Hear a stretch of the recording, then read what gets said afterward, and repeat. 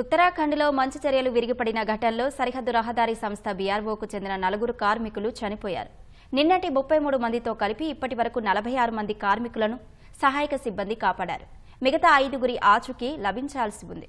రెండో రోజు వాతావరణం మెరుగుపడడంతో 6 హెలికాప్టర్లు కూడా సహాయక చర్యల్లో పాల్గొన్నాయి.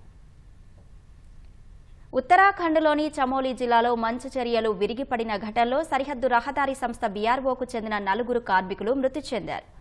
నిన్నటి 33 మందితో కలిపి ఇప్పటి వరకు 46 మంది కార్మికులను సహాయక సిబ్బంది కాపాడారు. మరో 5 కోసం రెండో రోజు ముమ్మరంగా సహాయక చర్యలు చేపట్టారు.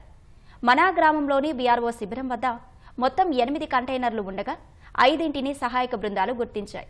మిగతా 3 గుర్తించాల్సి ఉందని సంబంధిత వర్గాలు తెలిపాయి.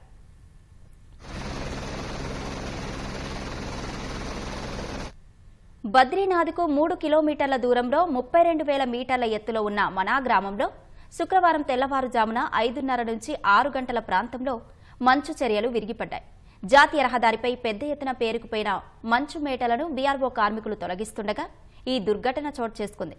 55 మంది కార్మికులు 8 కంటైనర్లు ఓ షెడ్ కింద చిక్కుకుపోయినట్లు సైన్యం ప్రకటించింది. వర్షంతో పాటు హిమపాతం వంటి అత్యంత ప్రతికూల పరిస్థితుల్లోనూ శుక్రవారం సహాయక చర్యలు చేపట్టిన బృందాలు 33 మంది కార్మికులను రక్షించాయి. చీకటి పడడంతో సహాయక చర్యలను తాత్కాలికంగా నిలిపివేశారు. ఈ ఉదయం వాతావరణం మెరుగుపడడంతో సహాయక చర్యలు తిరిగి ప్రారంభమయ్యాయి. సైన్యంతో పాటు ఐటీబీపీ బలగాలు ఘటనా స్థలంలో సహాయక చర్యలు మొదలుపెట్టినట్లు చమోలీ జిల్లా విపత్తు నిర్వహణ అధికారి తెలిపారు. 3 సైనిక హెలికాప్టర్లు, 2 వాయుసేన చాపర్లు, 1 సివిల్ హెలికాప్టర్ సహాయక చర్యల్లో పాల్గొన్నట్లు ఆర్మీ అధికార ప్రతినిధి తెలిపారు. మంచు చర్యలు విరిగిపడిన ప్రాంతంలో Uttarakhand CM Pushkar Singh Dhami aerial survey నిర్వహించారు. సహాయక చర్యలు వేగవంతం చేయాలని సంబంధిత వర్గాలను ఆదేశించారు.